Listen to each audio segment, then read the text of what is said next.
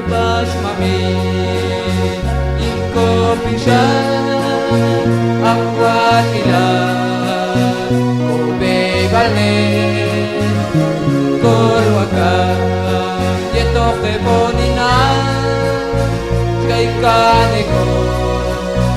Inakane Yukia ila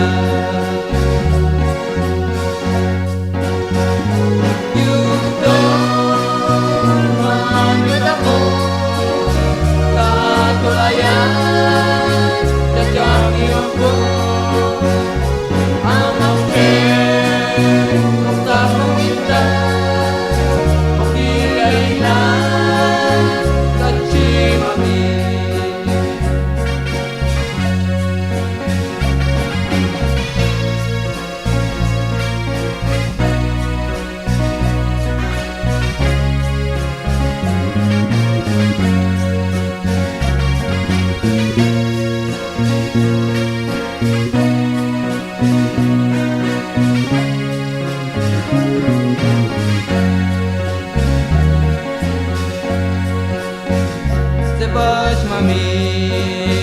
Inko pisah Akwat ila Kobe balne Kolwaka Yeto ke bonina Kay kaneko Inakane Yukia ila